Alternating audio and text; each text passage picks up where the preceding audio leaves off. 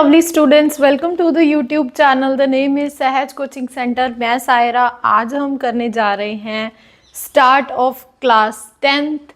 जी हाँ, बिल्कुल. अब हमारी क्लास 10th की सीरीज़ जो हैं वो शुरू हो गई हैं और जिसमें आज हम करेंगे इंट्रोडक्शन ऑफ चैप्टर 1 जिसका नाम है द रियल नंबर.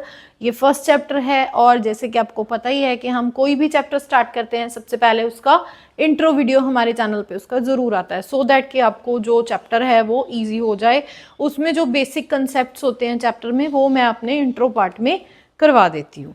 तो बिना टाइम वेस्ट किए करते हैं स्टार्ट. तो जैसे कि रियल नंबर, इस चैप्टर का नाम है रियल नंबर और नंबर्स की बात हो रही है. तो सबसे पहले हम नंबर्स को जानेंगे कि नंबर्स क्या हैं. सबसे पहले आते हैं हमारे नेचुरल नंबर्स.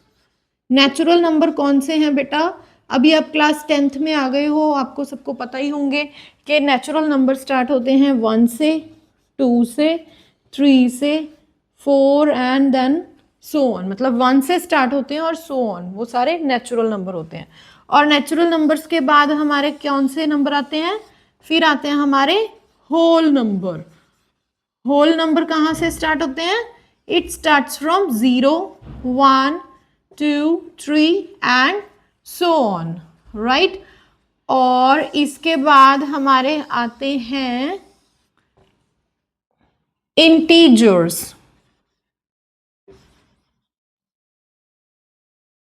और इंटीजर्स कौन से होते हैं? जो के -2, -1, 0, 1, 2, 3. तो ये वो नंबर्स होते हैं. It can B positive, it can B negative. मतलब ये पॉजिटिव भी हो सकते हैं, नेगेटिव भी हो सकते हैं. और इसके बाद सबसे बड़े जो नेक्स्ट नंबर पे आते हैं वो होते हैं हमारे rational numbers. Rational numbers are, it can be in a P/Q form. ये P/Q की फॉर्म में भी हो सकते हैं. जैसे कि हमारे 7/3 कह लीजिए, 0.3333 इज अ रैशनल नंबर. और कौन से हो सकते हैं रैशनल नंबर? जैसे मैं बोलूँ 4. आप कहेंगे कि 4 तो रैशनल नंबर है नहीं.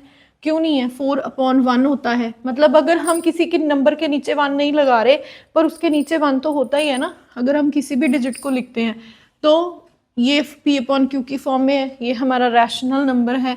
-2.5 ये नेगेटिव भी हो सकते हैं. तो ये माइनस, अब आपको हो गई ये कौन सा P/Q की फॉर्म में? कट करो इसको. -25/10 जो है वो क्या है?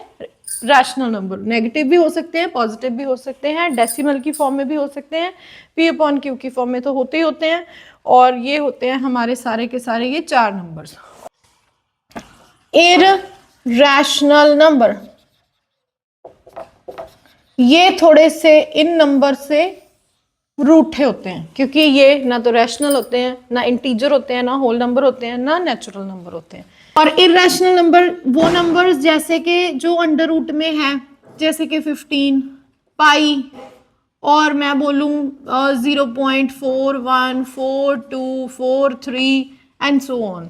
ऐसे नंबर जो होते हैं वो इरेशनल नंबर होते हैं. मतलब √15 मतलब जैसे कि जिनका कंप्लीट स्क्वायर नहीं होता, जिनका अंडर रूट नहीं हो सकता, वो इरेशनल नंबर होते हैं. पाई, आप बोलोगे मैम पाई की तो वैल्यू होती है. पाई की वैल्यू क्या होती है? वो होती है 22.7. पर ये सिर्फ 22.7 जो होती है वो हमें कैलकुलेशन इजी बनाने के लिए होती है. बट एक्चुअल में जो पाई की वैल्यू होती है वो होती है 3.14, जिसके साथ ये बहुत कॉम्प्लिकेटेड हो जाता है. समटाइम्स हम ये वैल्यू यूज़ करते हैं but most of the times हम 22.7 ही यूज़ करते हैं. और दूसरी बड़ी चीज़, ऐसे नंबर्स जो non repeating and non terminating होते हैं, ये मैंने आपको क्लास 9th में भी बताया था.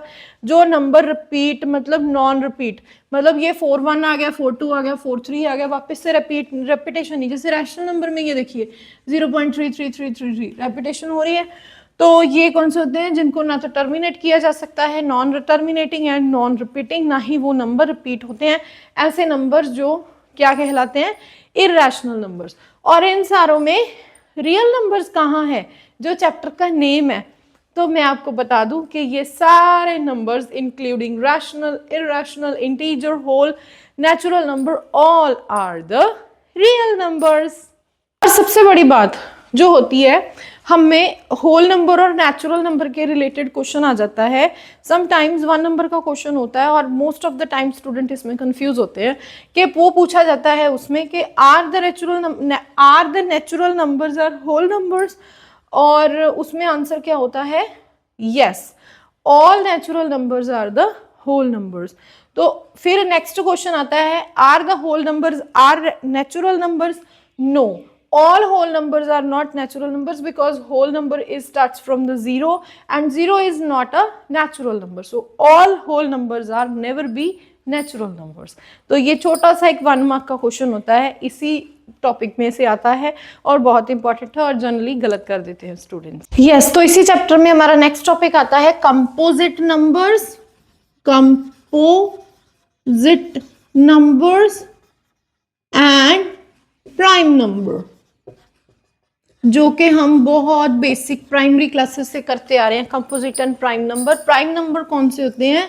वो नंबर जो सिर्फ अपने और 1 के टेबल पे जाए वो नंबर प्राइम नंबर होते हैं, किसी और के टेबल पे ना जाए।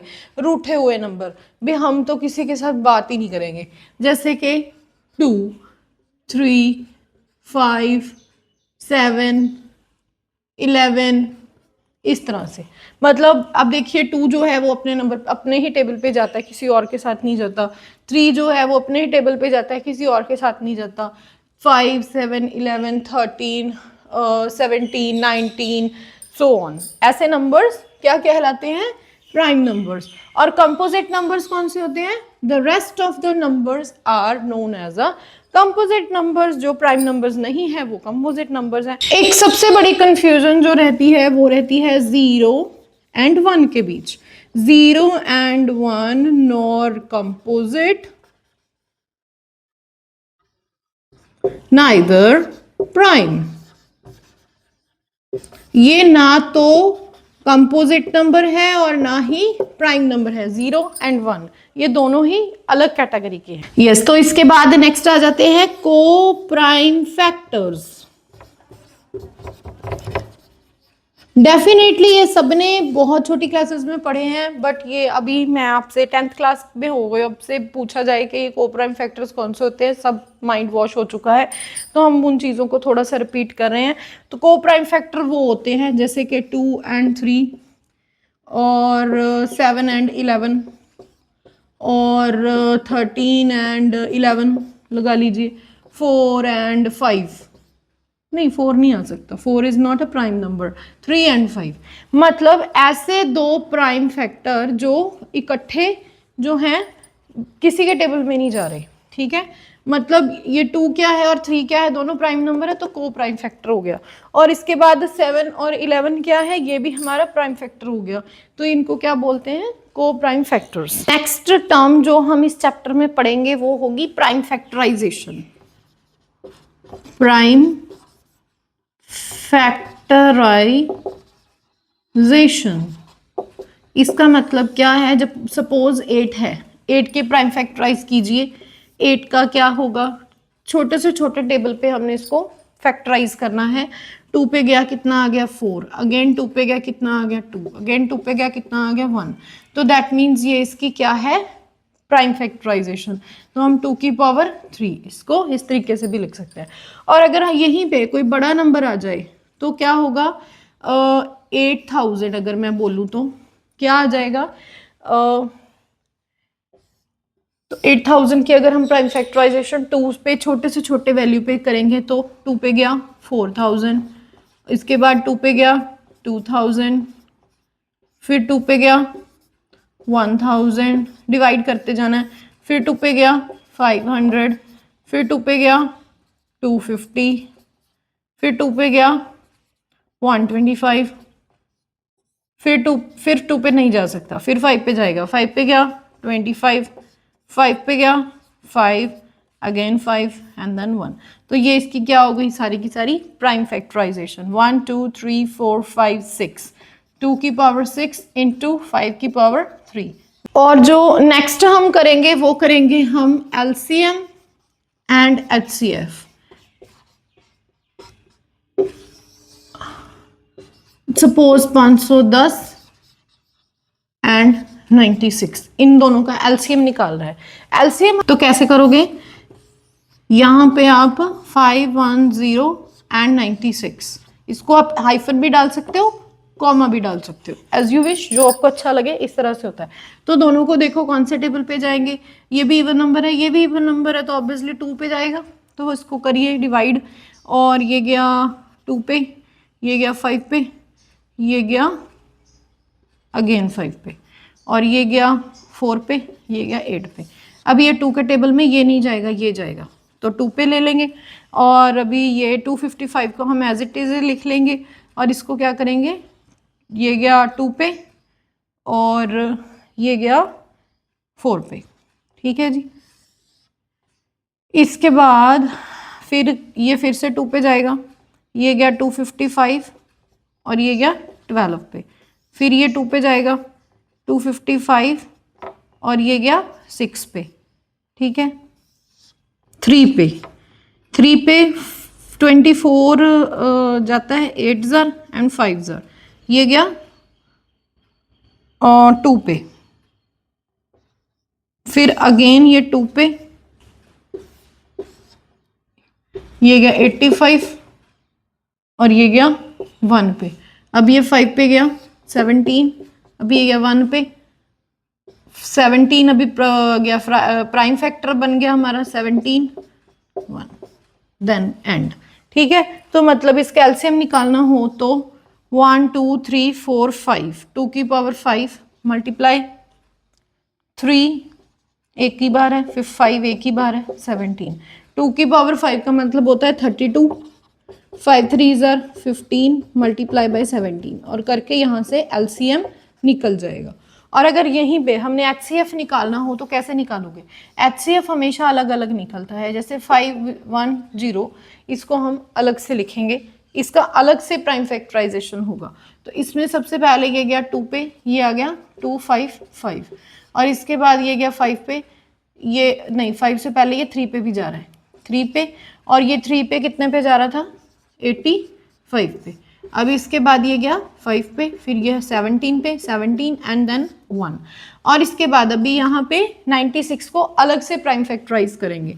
96 ये गया 2 पे, ये गया 4 पे और ये गया 8 पे, और इसके बाद ये गया 2 पे, ये गया 2 पे, ये गया 4 पे, और फिर ये 2 पे, फिर ये गया 12 पे, और फिर ये गया 2 पे, फिर ये गया 6 पे, फिर ये गया 2 पे, 3 पे एंड देन 1। और अभी ध्यान से देखिए इसमें हमारे पास कॉमन क्या आ रहा है, एक तो ये 2 और एक ये 3, और इसमें कुछ भी कॉमन नहीं है, 2 दोबारा आया ही नहीं इसमें, तो मतलब ये 2 एक कॉमन है, एक 3 कॉमन है, तो 2 3 ज़र कितना आ गया 6, तो 6 क्या हो गया हमारा एचसीएफ। एचसीएफ का मतलब क्या होता है, हाईएस्ट कॉमन फैक्टर, जो हाईएस्ट कॉमन, सबसे ज़्यादा कॉमन क्या है 2 और 3, और एलसीएम में क्या होता है लीस्ट कॉमन फैक्टर, सबसे कम फैक्टर्स। और एक चीज़ मैं आपको बता दूं, ये एलसीएम और एचसीएफ आपको जब अभी वर्ड प्रॉब्लम्स करेंगे, हम चैप्टर करेंगे, जब एक्सरसाइज करेंगे तो अभी वर्ड प्रॉब्लम्स करेंगे, उसमें हमें ये हेल्पफुल रहेंगे एलसीएम और एचसीएफ। और एक चीज़ हमेशा समझ लो, जब आपको कोई बड़ा नंबर निकालना है देन वी कैलकुलेट एलसीएम, क्योंकि आप देखिए इसमें मल्टीप्लाई करके कुछ बड़ा सा आएगा, और अगर जब भी हमने वर्ड प्रॉब्लम में कुछ छोटा सा निकालना है, क्वेश्चन की सेंस से समझ आ जाएगा, कुछ छोटी सी चीज़ निकालनी है तो देन हमने एचसीएफ लेना है, मतलब बड़ा निकालना है एलसीएम, छोटा निकालना है एचसीएफ। एक हम थ्योरम करेंगे जिसमें क्या होगा, let P be a prime number if P divides A square then P divides A where A is a positive number. मतलब कहने का कि ऐसा कोई नंबर सोच लेते हैं, सपोज 36, कोई एग्जाम्पल मैं ऐसे ही सेट कर रही हूँ आपके सामने कि आपको ये थ्योरम समझ में आ जाए। 36 और 36 क्या है, 3 के टेबल पे डिवाइड है, 3 डिवाइड्स 36, और मैं इसको 3 डिवाइड्स 6 का स्क्वायर लिख सकती हूँ, राइट। और थ्योरम के अकॉर्डिंग यही कह रहा है कि let P be a prime number, P मतलब ये 3 is a prime number if p divides a square, if ये जो 3 है डिवाइड्स a स्क्वायर, मतलब ये 6 स्क्वायर को डिवाइड कर रहा है, then a is a positive, then p divides a। अगर p डिवाइड्स a स्क्वायर है तो देन p डिवाइड्स a, मतलब p जो है ये वो a को भी, मतलब 3 डिवाइड्स 6 एज वेल। सिर्फ 6 के स्क्वायर को ही नहीं, 6 को भी डिवाइड करेगा। ये थ्योरम का कहने का तात्पर्य है। समझ में आया?